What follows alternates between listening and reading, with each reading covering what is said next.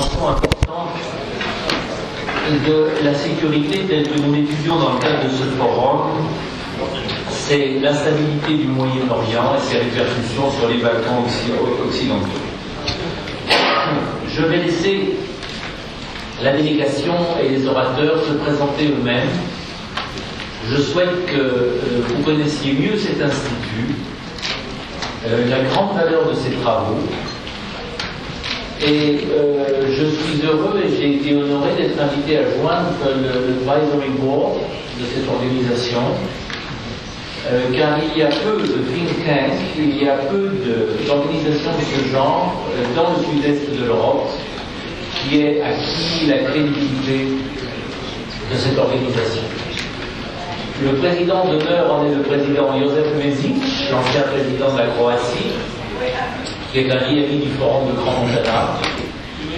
Et je souhaite, et je suis persuadé, que cette session sera du plus grand intérêt.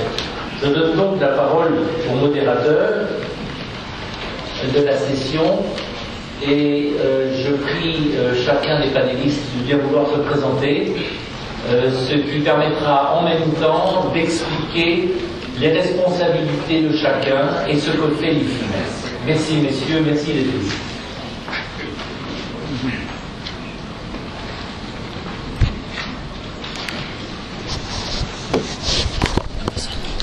Thank you very much.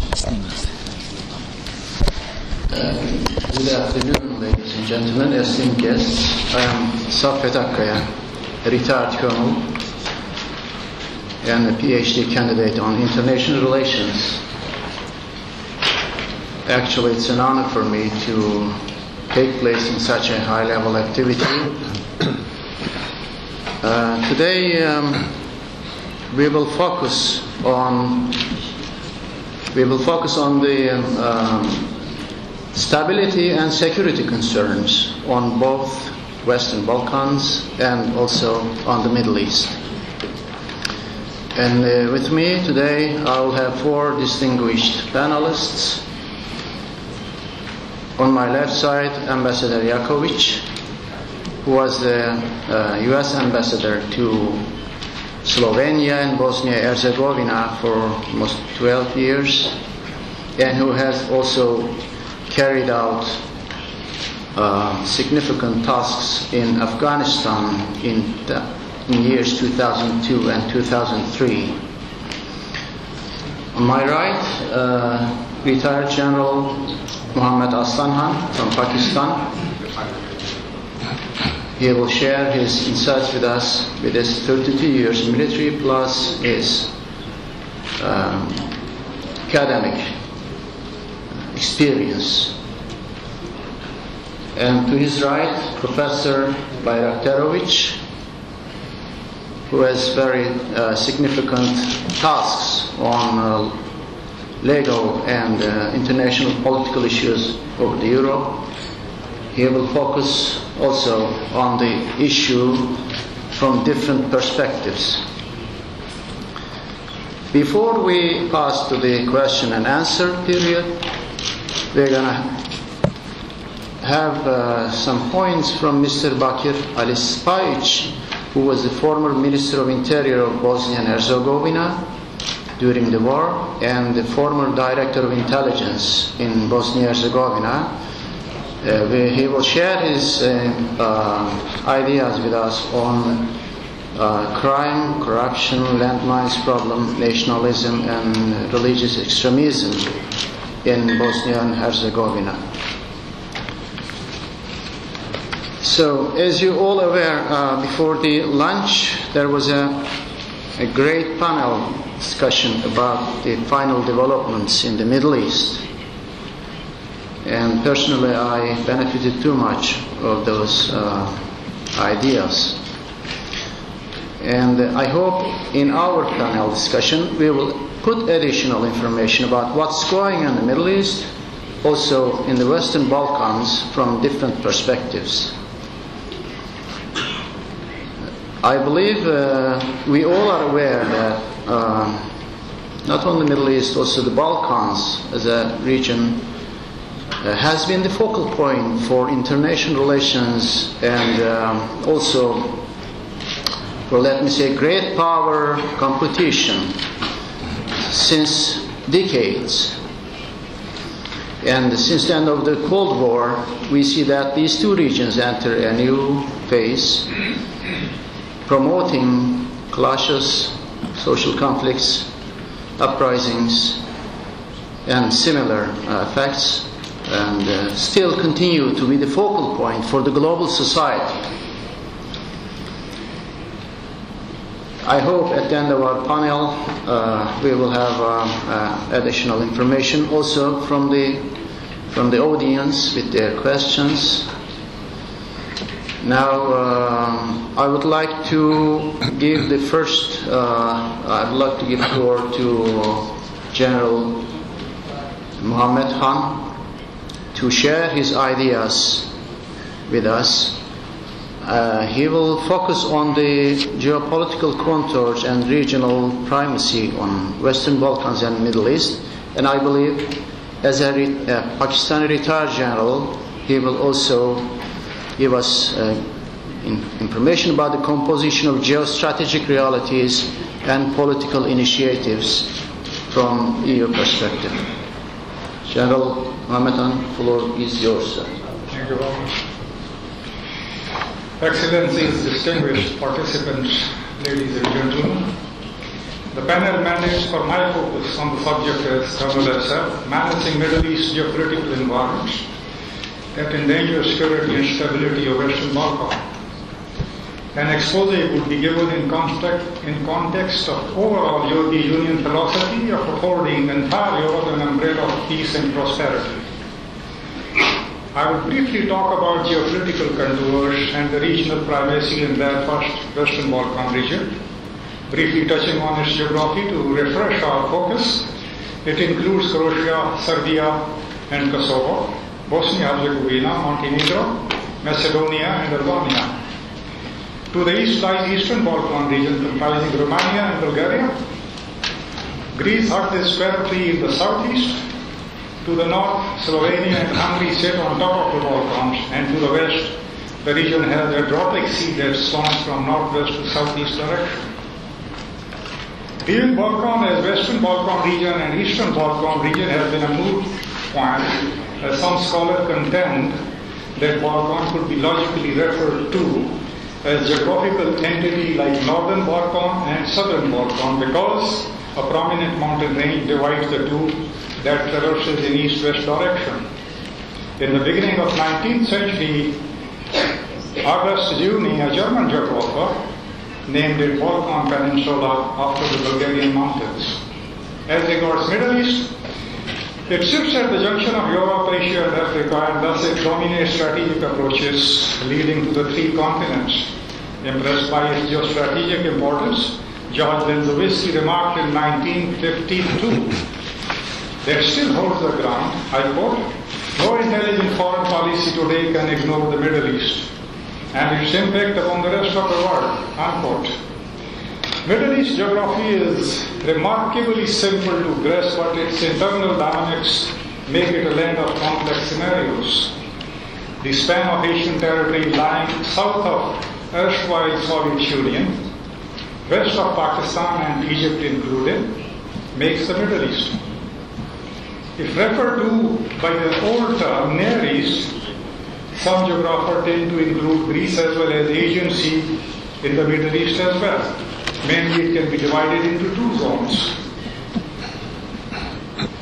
The northern belt, that is ethnically non-Arab, and the southern belt, that constitutes Arabs hardcore. In the recent history, Arab-Israel war, Iran-Iraq war, Iraqi attack on Kuwait, and in response, U.S. drubbing of Iraqi forces, U.S. war on Iraq and Afghanistan in post-11 scenario, Israel-Hezbollah conflict, Iran-Israel nuclear tangle, ever-festering Palestinian wound and now Syrian cauldron have reduced Middle East to a blazing inferno. The unfortunate part is that the severity of conflict is likely to exacerbate then diminish in full view of plethora of peace-restoring institutions, major powers, and above all, human passion and genius.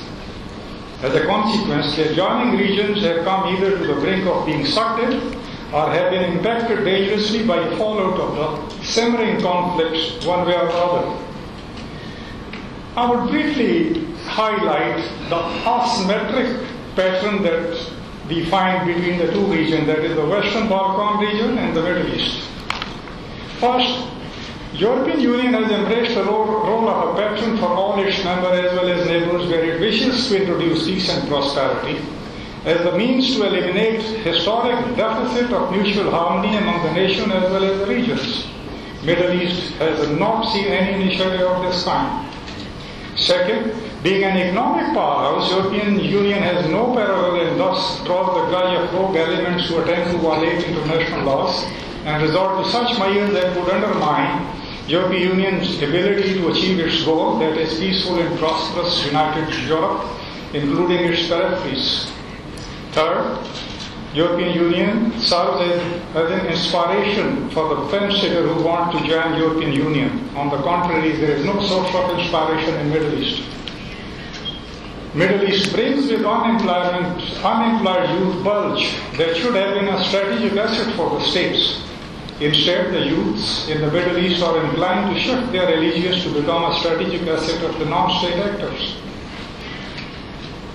In Middle East, the statesmanship is not reconciliatory as it should have been. It generally thrives on the conflicts which the leadership uses as a pivot of popularity in maintaining appeal among their masses. European Union is turning away from the conflicts, denouncing them as execrable phenomena. Sixth, whenever European Union came across a challenge in Western Balkan region, it moved to legitimate organization by implying United Nations, NATO, Organization of Security and Cooperation in Europe, and Council of Europe. In Middle East, other than United Nations, there exists such apparatuses as Arab League, Gulf Cooperation Council, and an overlap of Organization of Islamic countries. But the consensus on the critical issues among the major Middle East actors is non-existent. Taking on now the crux of the proceedings as far as my report is concerned, the threats that emanate or likely to emanate from the Middle East and the threatened Western Balkan region. First, I will take illegal immigrant traffic. In the wake of visa liberalization for the Western Balkan region, there has been tendency of its immigrants to seek better living standards from relatively poor to the rich states of Western Balkan region of the European Union. The trend is historic and manageable by the Western Balkan region, or at least not as risky as the inflow of Afghans, Pakistanis, Arabs, and Africans who beat the border checkpoints' ability to interdict illegal immigrants. Such illegal immigrants may be criminals, potential terrorists, or armed and drug smugglers, as no record of their credential is available as compared to those falling in the category of regular immigrants. Western Balkan region would certainly be impacted, as the statistics prove. Increasing number of them are appearing on Greece-Turkish, Romanian-Serbian, and Serbian-Macedonian borders. Out of 7,400 detection of irregular traffic in 2011 on the nationality basis, Afghans had leading share of 28%, followed by Pakistanis, that was 25%. Drug trafficking. It poses a threat to the entire world, but predominantly to the Western Europe that makes lucrative market for the drug traffickers. Annual flow of the drugs to the global market is to the tune of 450 tons. Out of this, the statistics of 2011 show 380 tons were produced in Afghanistan only. Finding access to the Western Europe through Pakistan, Iran, Turkey, Greece, Bulgaria, and Western Balkan region, that is called Western approach, as well as to Russian Federation through Caspian and Central Asia, which is called Northern approach. There have been sizable seizures also, but the drug barons appear determined to swallow the losses for the sake of Western European market that is worth $20 billion and the Russian Federation market that is worth $13 billion annually. To put simply, when the direct roots of the Western approach from Afghanistan is fairly broad, it converges on Western Balkan region that should rightly worry its dogs. They are left with no choice but to accept the challenge to eliminate it through operational as well as preemptive strategies in concert with European Union. In other words, European Union is compelled to consider that its stakes are heavy in Western Balkan region while confronted with the drug assault. Terrorism? Terrorists have invariably a political agenda, often ambitious. They enjoy universal alliance, though unspoken, with all such elements in any part of the world across all divides, because their mutual interests have no clash. In other words, at least their sympathizers, if not abettors, are found everywhere that facilitate their clandestine operation of sabotage and destruction. Such vulnerability haunts Western Balkan region because conventionally, drugs, illegal human traffickers, arms smugglers and terrorists are traditional allies that move hand in glove and follow common trajectory. In Western Balkan region, ordinary crimes have shown decline, but strong footprints of organized crimes have remained indelible. Corruption and crime nexus could not be refuted, particularly when ethnic war were rampant. And in case of one of the Balkan states now, there has been a Middle Eastern Middle sport, though no conclusive evidence has come forth. Not necessarily because it did not exist, but for the possibility that these groups may have managed clandestine sport effectively. Elsewhere, Western Balkan region has remained inwardly focused on ethnic basis, and at least for now has not been enthused by the ideological appeal on which terrorists thrive upon. What Western Balkan region deserves is that they got to evolve happy societies through efficient governance, because threat of terror tends to emerge from poverty-stricken regions and can be led to areas where instability and chaos rule, even if they are not poor countries. As a response to these threats, the one that is immediately within reach of Western Balkan governments is to focus on the public inspiration and faith in their own states as preemptive strategy, and there is where European Union is committed to help Western Balkan region. Money laundering. The organized crime perpetrators need to funnel money to give it needed legitimacy or stash it at location where their wealth remains out of sight. To afford the state the desired ability to nab ill-gotten treasures, United Nations Office on Drug and Crimes has been assigned the role to enforce laws to combat money laundering and terror financing in shape of global programs, implying its unit that was established in 1997. The unit mandate was reinforced by the subsequent protocols and legal instruments to enable the state in implementing necessary measures to combat these menaces. The unit also provides guidance and technical assistance. Western Balkan region certainly deserves to up the ante and seek help from United Nations Office on Drug and Crimes. Ladies and gentlemen, I would briefly conclude, and trying to remain within my time, that Western Balkan region deserves break from violence and conflict, hence any effort by the European Union to Western Balkan region emerge as peaceful, secure and prosperous entity would draw a loud applause internationally. Award of Nobel Peace Prize to European Union is a recent manifestation as well as an acknowledgement of its peacemaking efforts. On the international scene, the wisdom is established by simple deduction that fire in the neighborhood would always remain a challenge as well as threat. Therefore, desirability to quell these fires needs no argument. Thank you, ladies and gentlemen.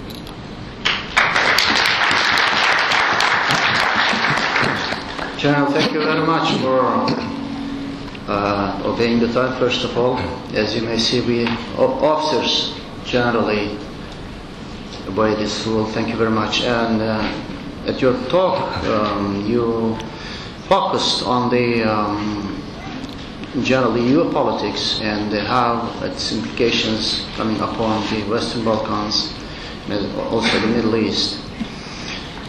I think, from my point of view, I suppose that the European Union is the champion of constructivist politics over the globe, especially on the regions. that suffer from today's problems.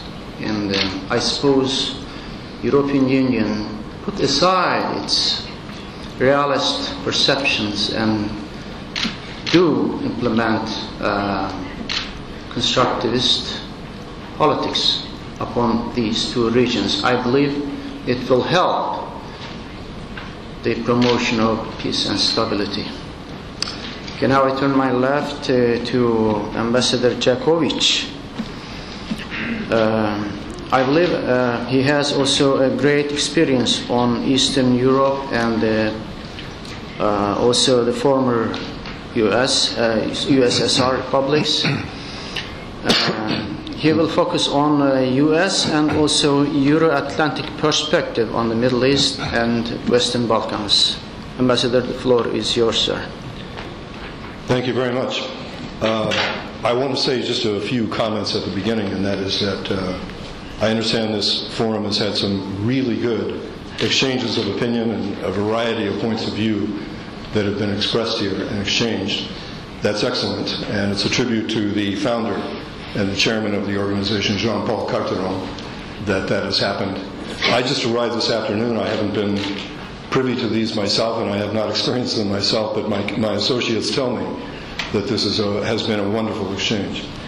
I can tell you I did work in Geneva 20 years ago when I headed up the U.S. delegation to the former International Conference on Former Yugoslavia.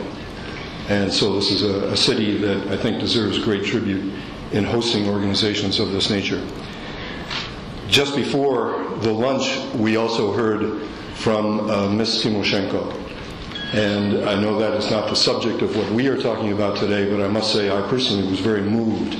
And I think it's an appeal she made on behalf of the Ukrainian people that needs to be heard, needs to be digested, needs to be absorbed, and in the end needs to be acted upon. We are missing one person that was on the program that you may have read, and that is Mr. Lahur Talabani, the Deputy Director of the National Security Council from Iraq and from Kurdistan. Unfortunately, I met with him just a few days ago, and he was taken away with other business. When you're a government official in Iraq, that's not unusual. So he sends his apologies, and we will sorely miss him in the panel, but we will try to make up for that absence. And finally, I would just like to say by way of introductory comment that, excuse me, I am a United States ambassador, but not on active duty at the current moment, so that my comments here do not reflect the views of the United States government. They are my own personal views. I'll take responsibility personally for all of my own mistakes and errors. Just want to make a few points, and that is to look at a trend that I'm sure we have all monitored over the past several years, and that is the decline of the capabilities, apparently, and the decline of the influence of the United Nations. And I'm sorry to say that in a city like Geneva, which hosts so much of the United Nations apparatus and infrastructure, but it seems to be true. And we see various things happening because of that. Most poignantly, perhaps, and most recently, activities by the Turkish government in Syria, which many governments look at and, in fact, welcome. They're very relieved, they're very happy this is happening because somebody is doing something. And we all understand that in the United Nations, very often it's consensus decision-making, it's decision-making with respect for the so-called lowest common denominator, etc., etc. We all know this. We understand these bureaucratic realities. But what it means is you have other mechanisms that emerge. As an American, I see the emergence, for example, of our so-called coalitions of the willing that went into Iraq, that went into Afghanistan. Of course, they were American-led and American-dominated. We all know the reality. But they were coalitions, and they went into these two places. Libya, I should not leave out Libya, even though Libya, of course, had a United Nations mandate.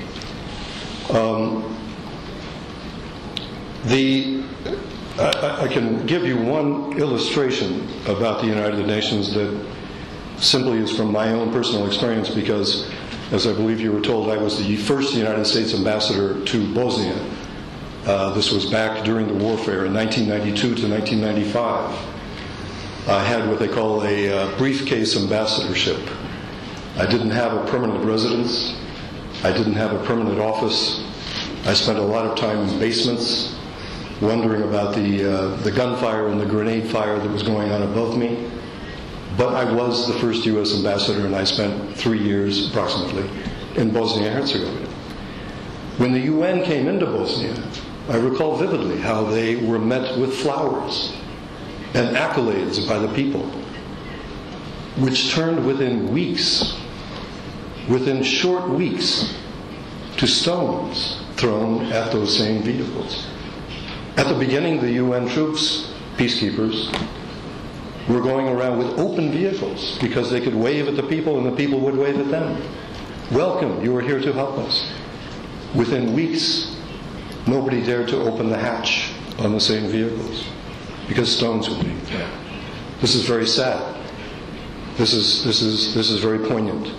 But it's a poignant illustration that I noticed myself, that I simply bring to this panel as an illustration of that decline of capabilities, that decline of influence.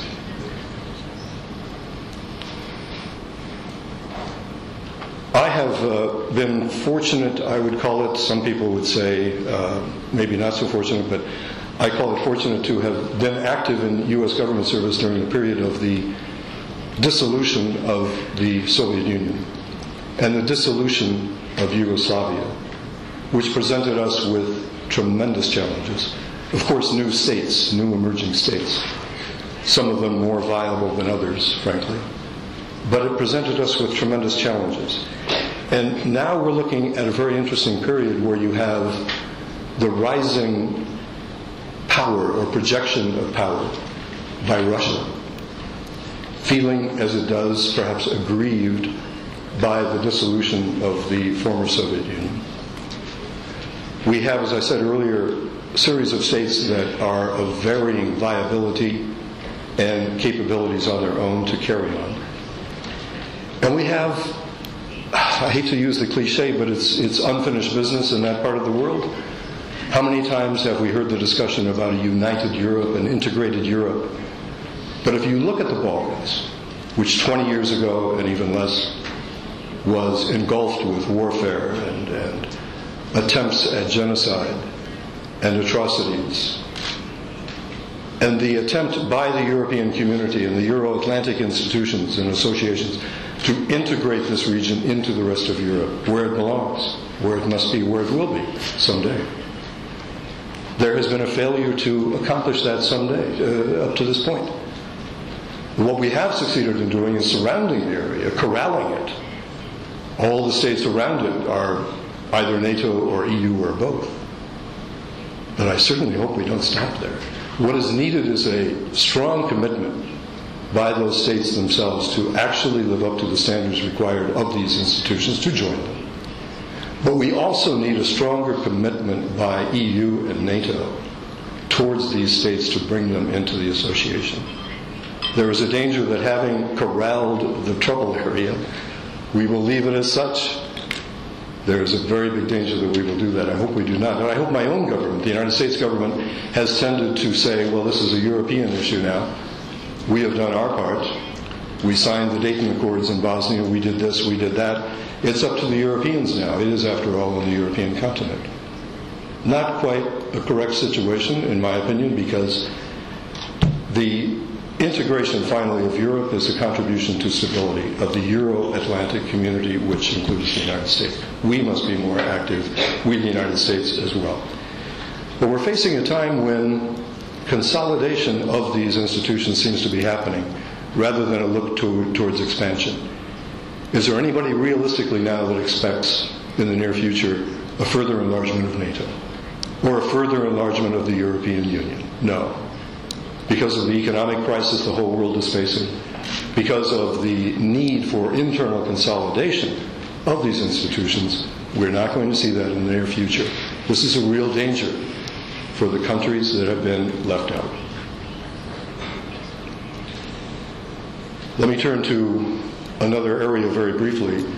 As an American citizen, for the United States government and for the American people at this particular juncture in world developments, I think it is clear that we need to reassess and reconsider and reformulate our relationship with the Islamic world. In the aftermath of the Arab Spring movements and uprisings, this is absolutely critically important for the United States and for the future of the United States relations with that part of the world. In my opinion, and again this is just my opinion, I think it's interesting to look back at the United States involvement in Iraq, however that involvement originally developed, and that is a separate discussion and can easily be a separate discussion, as we all know. However it happened, the toppling of Saddam Hussein, it is quite likely, in my personal opinion, that in a way made its own contribution to the beginnings of the Arab Spring movement and uprising.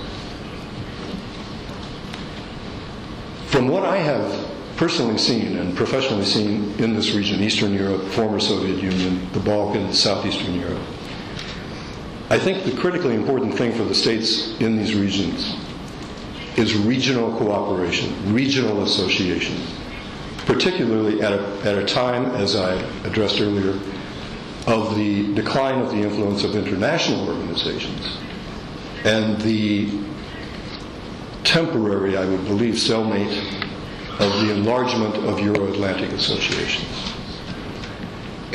And what I mean by this is a stitching together of regional associations, many of which don't exist yet, I would think, but in regions such as the area around Afghanistan, Central Asia, Southeastern Europe, Middle East, and North Africa. These are all areas where I think the areas are ripe for regional development, regional cooperation. I can give you an example from Southeastern Europe, where, according to the most recent literature, there are approximately 50 organizations that now bring together the states that the good general from Pakistan mentioned, Serbia, Croatia, Bosnia. It's a wonder. It's amazing. 20 years ago, they were fighting each other, 15 years ago. Today, they're forming organizations. The railways work at fast speed between the countries. The customs areas are facilitated for fast trade of commerce and movement of people. There is an organization in Bucharest where the intelligence and police agencies cooperate together. There is a business advisory council that brings together the businessmen. And you notice none of these things are really political. It isn't the politicians. They come last. The people who come first are the business people, the academics, the people who put together institutions, NGOs, infrastructure. They come first in regional associations. The politics comes later. Well, I think I've expired my time here. I simply wanted to put out some basic thoughts from my own point of view. Again, very much my own point of view. I want to thank the Crans-Montana Forum for hosting us, and I want to thank all of you for remaining on hand Friday afternoon to participate. Thank you.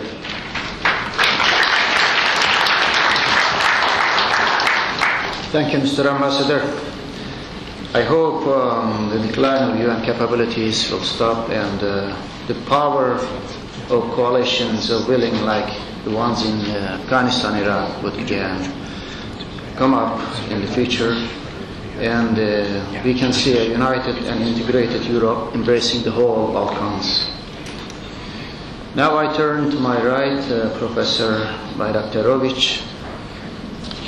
He's going to focus on both regions from a different perspective, focusing on saying that the approaches of great powers upon the region, like Ottoman Empire and later on the USSR, and great powers in the region, has shed some different and negative implications upon the societal, economical, and political perspectives.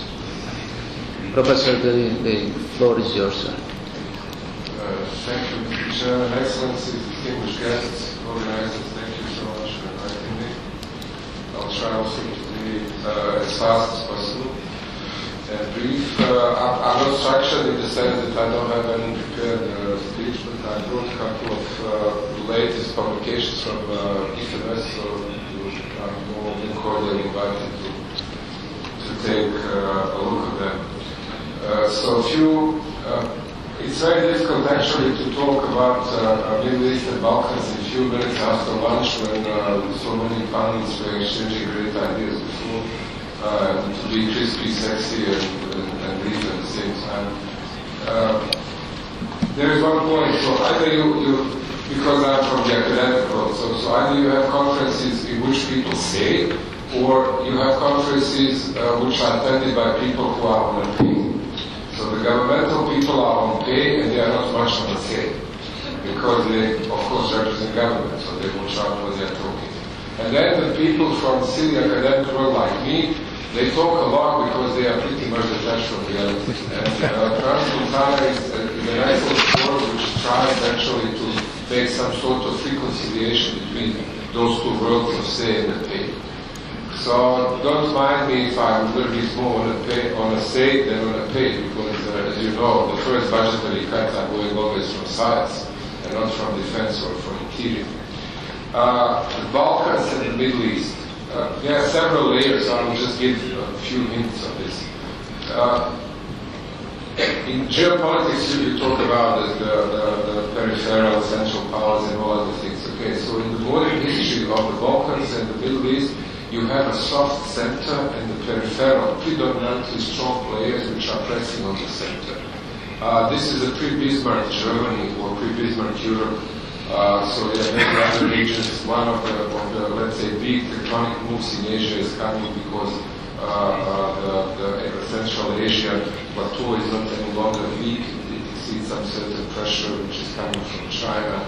It's reminiscence of the Imperial Germany and so on and so forth. Okay. So we have different players from the Byzantium times or even before, from Persia, Greeks, who were controlling the region. But since the end of First World War, what appears is actually that the federation of theocracies, which was based on non-territorial principle, has been dismantled. And the European powers, defeating Ottoman Empire, actually dividing the spoils there, brought also the notion of the nation state. And this is one of the first and fundamental problems of Middle East and of Balkans. And our distinguished friends from Sub-Saharan Africa will agree, nation state does not work. It's a clear cut in France, it's clear cut in Spain, in Portugal, in many parts of Europe, which was historically underpopulated.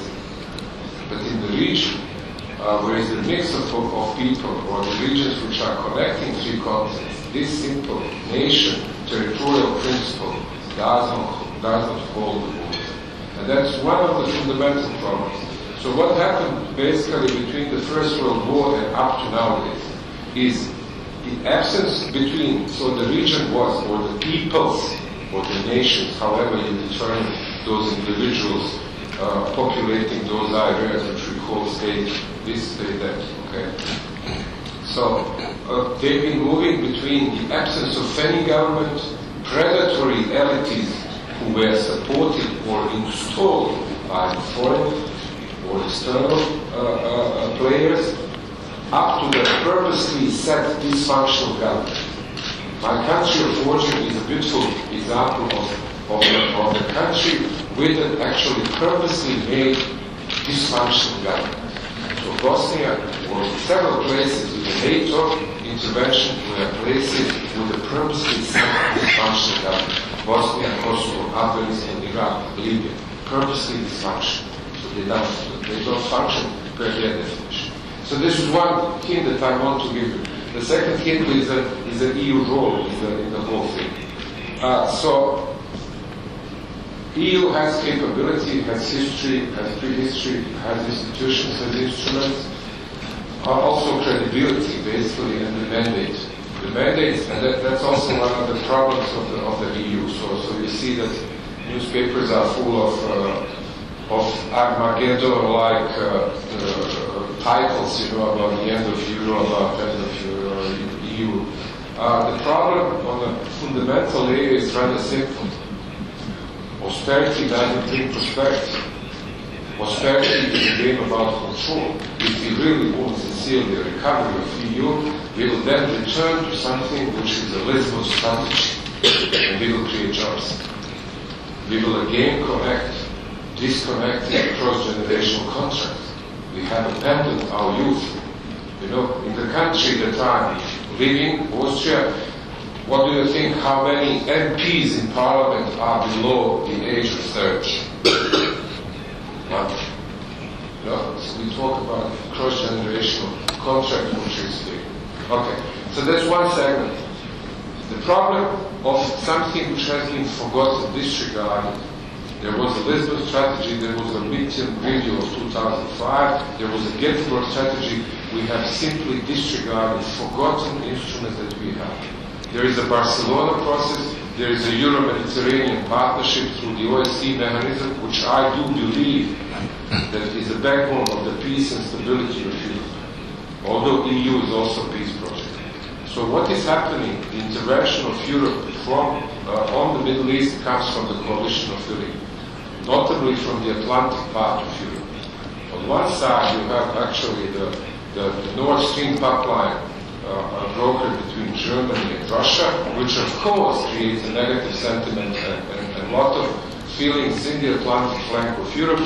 And then, instead of returning and reaffirming, strengthening the instruments that we have, either within the EU or within the OSCE forum, which is the Euro-Mediterranean Partnership of Barcelona, we have completely other sector.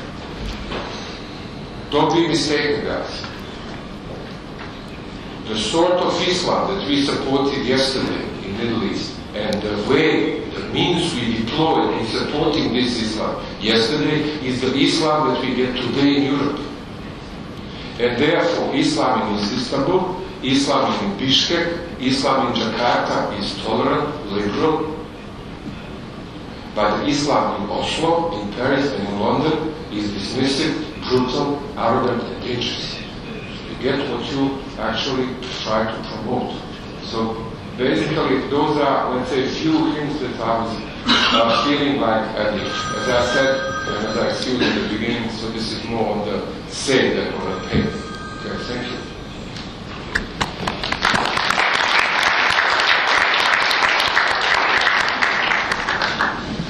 Professor, thank you very much for the very interesting points you brought to our attention, sir.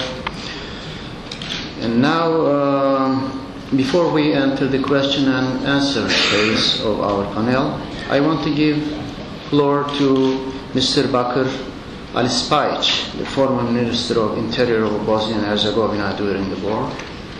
He will share his ideas with us for about 4 or 5 minutes, sir. If you obey the time, I will appreciate that. Thank you. The floor is yours, sir.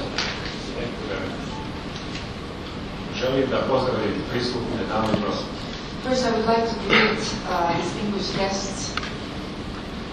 Dolazim iz Bosne i Hercegovine i mislim da sam jedan od rijetkih koji još uvijek može da svjedoči onome što se desilo u Bosni i Hercegovini, a među nama se nalazi bivši ambasador Sjedinjenih Država Viktor Jaković, koji također, pored mene, može svjedočiti o tom vremenu.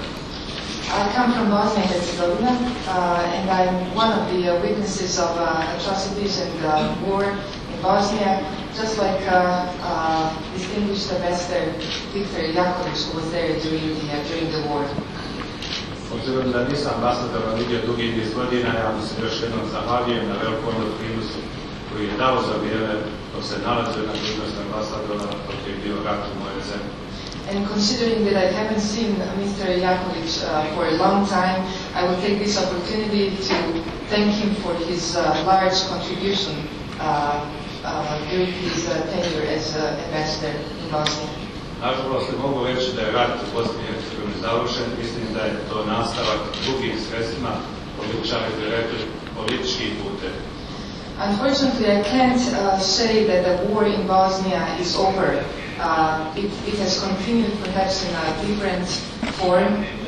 Kako se što uspješnije borili protiv tog stanja, te situacije koja nije samo bosanska, ona je i regionalna pa i šire, ja bih ukazao na neke stvari koje smatram bitnim na tom putu.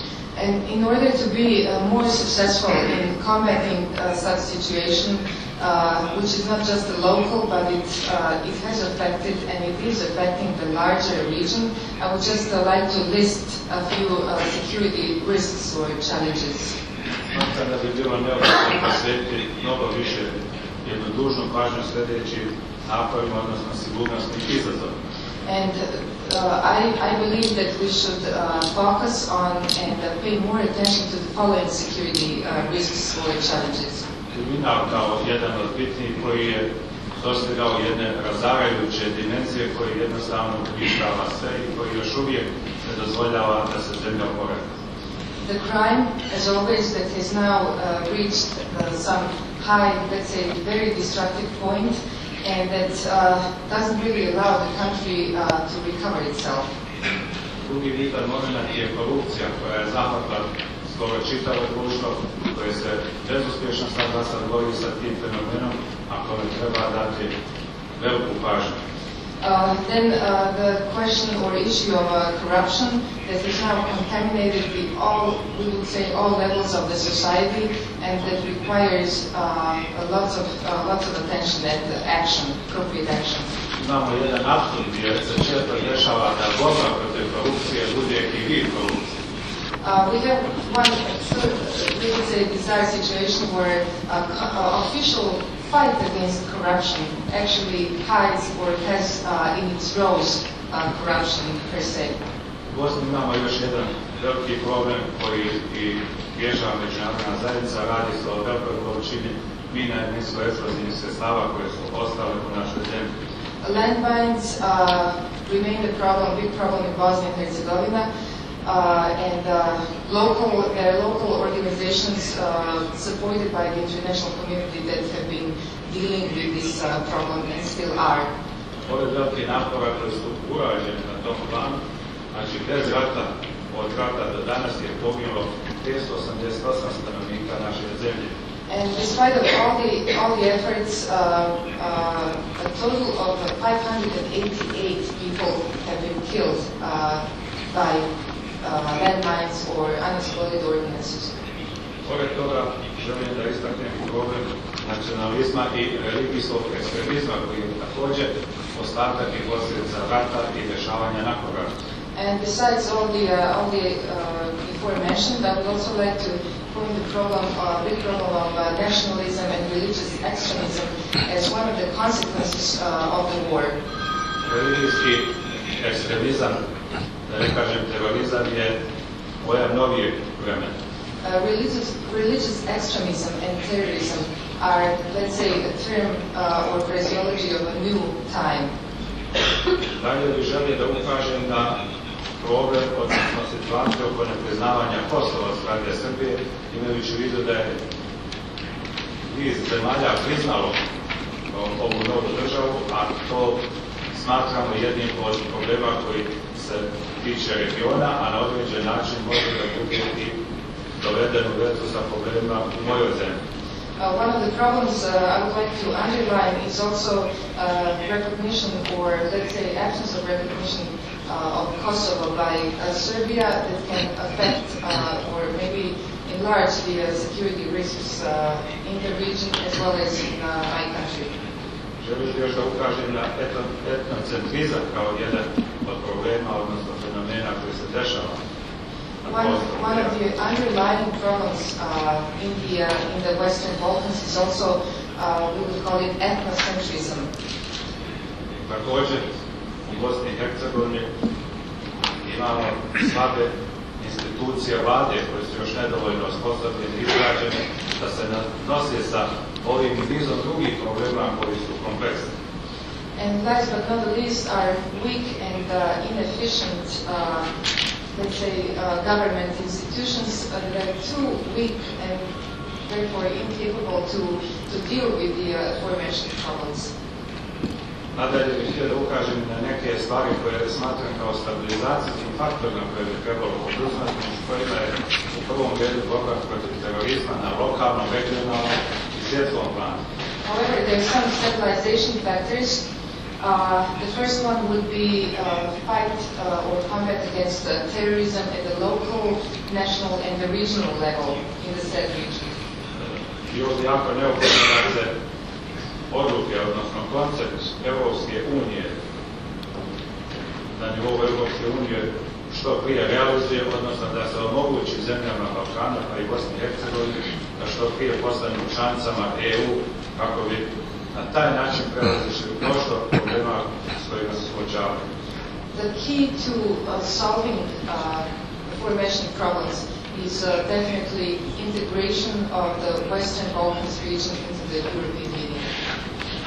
I da ne bi opterećivao previše skup, predlažem i smatram da bi međunarodna zajednica trebala uzeti u obzir i nekoliko sljedećih momenta. And of course, not to burden this panel, as a conclusion, I would like to make a few recommendations for the European Union. Znači, ubrzavanje i osnaživanje zemalja za što brži ulazak u Europsku uniju. To enable countries of the Western Balkans region to enter into the European Union or to integrate. Svestrana pomoć i otvaranje perspektive malima umjesto prikrivene eksploatacije. Holistic help and support and the opening perspectives for, let's say, the little one instead of hidden exploitation. Izbjegavanje oružane intervencije koje kada su najuspješnije održavaju i postižu revanšizam, da ne kažem osvet. Avoidance of the armed interventions which, even when they're most successful, they maintain and they provoke vengeance. Razvijanje objektivističkih naučno-prognostičkih istraživanja. And of course, development and support of the scientific approach to the security as such. I na kraju želim podvući da društvena sigurnost i svaki oblik sigurnosti čovjeka podrazumijeva veoma razvijen, stabilan moralni sistem orijentacioni vrijednosti. And last but not least, I would like to conclude that security, that the community safety and every form of human security presupposes very well developed and stable morals and system of values. Još jednom zahvaljujem se organizatoru i zahvaljujem se svima koji su nesvašani. Hvala. Thank you very much and thank you for listening.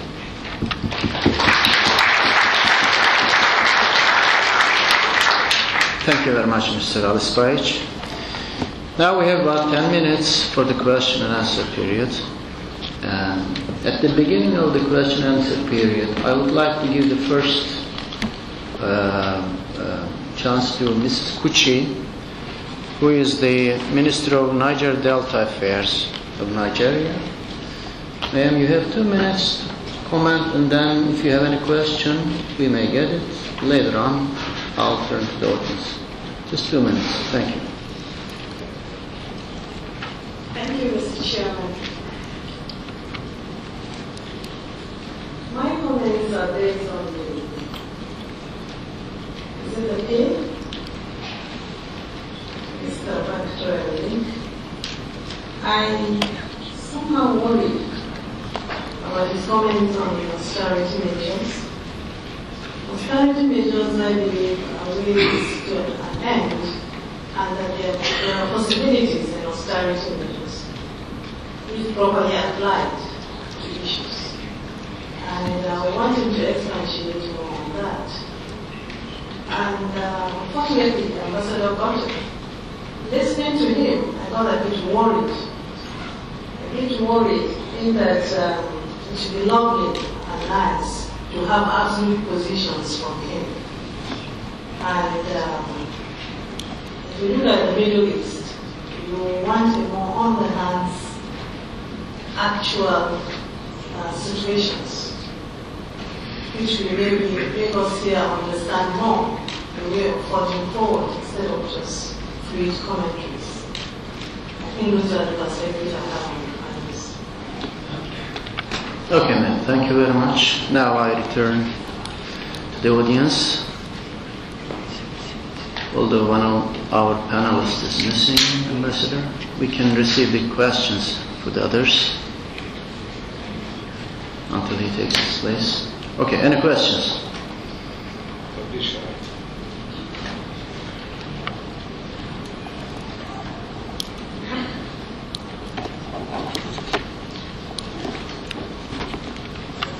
Okay. My name is Adil Baziar, U.S. Observation Network. My question is very quick. If it's not nation states, then what do you propose as an alternative for those states? What's more? You said that nation states are not a good, viable form of ethno-territorial administrative government for countries in Africa, Middle East, and Eastern Europe. What do you propose to replace it with? Something that's better, that would work better for those countries, for those people.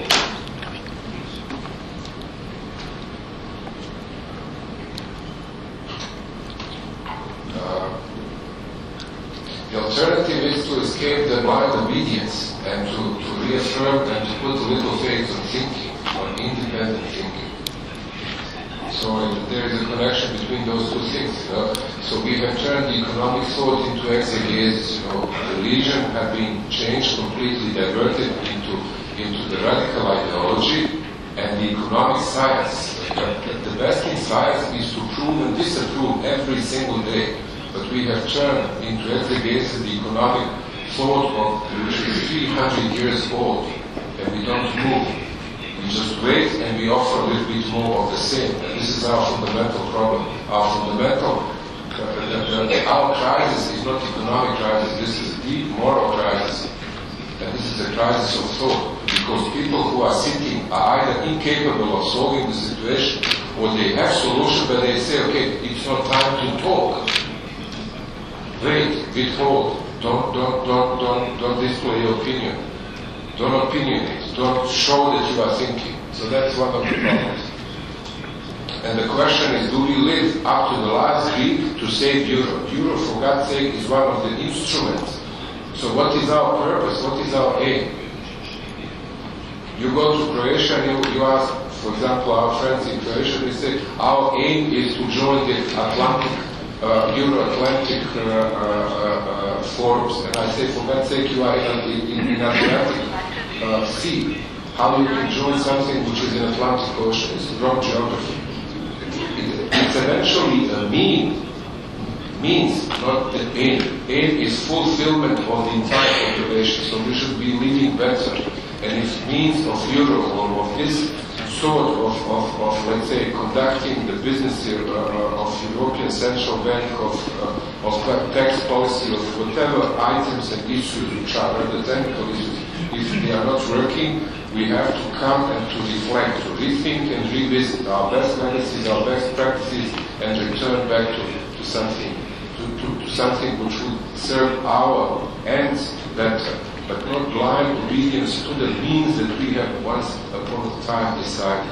This is one of the fundamental problems, because every crisis comes at the end to be a moral crisis, a crisis of thought.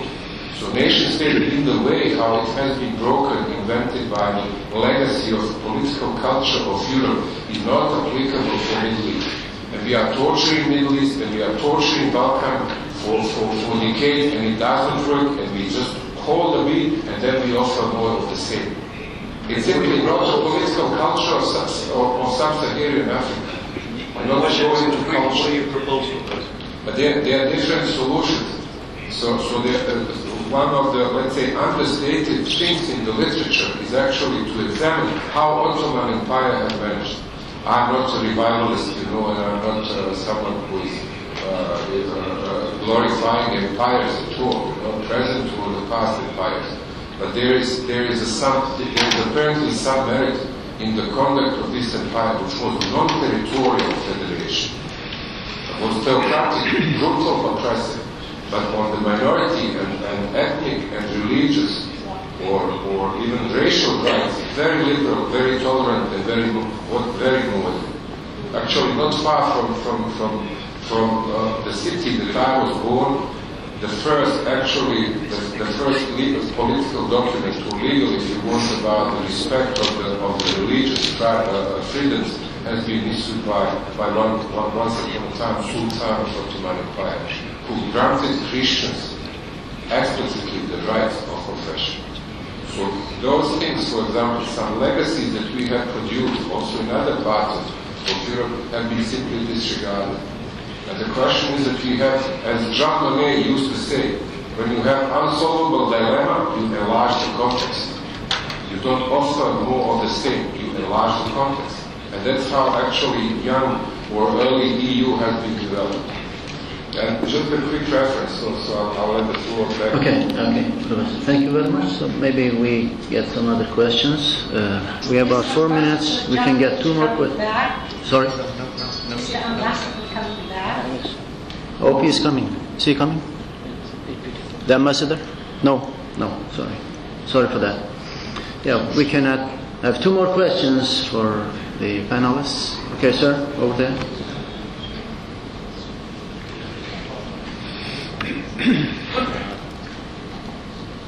Thank you very much. I think it's unfortunate that Ambassador Jakovich is not coming back, but I'm really intrigued to hear his analysis of his claim that, the United States-led invasion of Iraq has made the Arab Spring somehow possible. This is quite an interesting thesis when considering that all of the regimes that were toppled were very strong US allies, from Yemen to Egypt to Tunisia to Libya. And the plot thickens when we go to Syria, who is supposed to be an erstwhile enemy of the United States, and yet it doesn't offer any kind of strong support for the Syrian people who are being massacred at the moment. If you take this back to Iraq itself, after the death of almost 1 million civilians, the wasting of almost $3 trillion, 800 billion of which was paid by the American taxpayers, we find that the net result is that Iraq is now a strategic ally of Iran, which is another erstwhile enemy of the United States of America. So if somebody has some idea of how to grapple with this issue, unfortunately the ambassador is not particularly interested. Okay, thank you very much for the question. I think General Assalam has some words to say for this.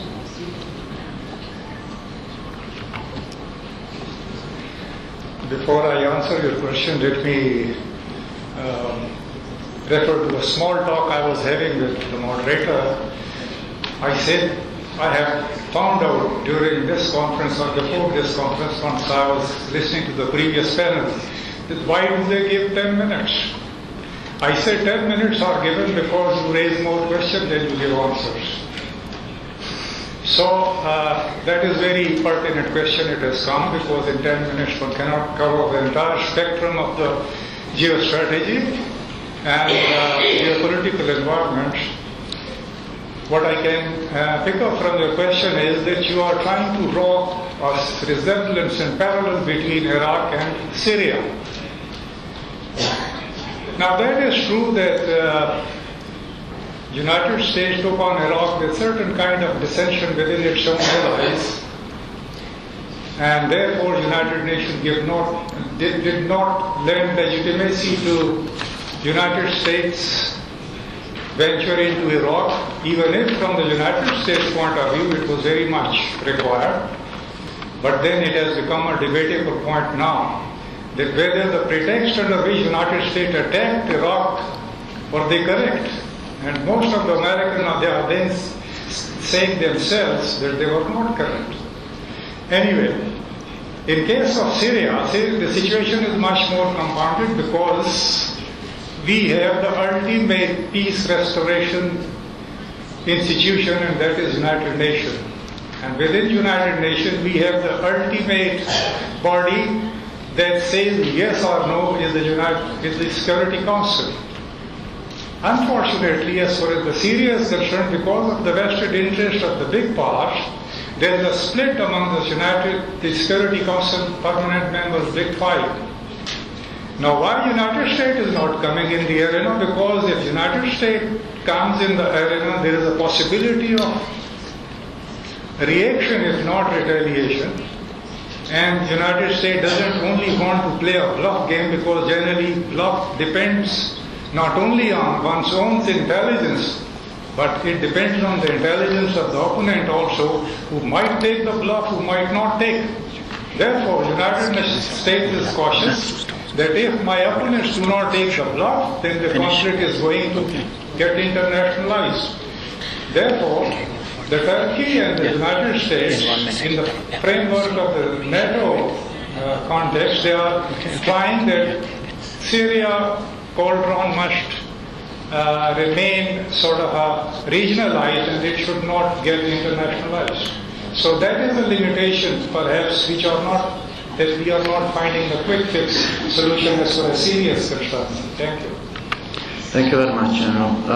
I thought maybe we could have another question, but now I received a warning that time is over. Thank you very much. I appreciate the forum and your close attention. Thank you very much, and I would like a hand for our panelists at the end of this. Thank you.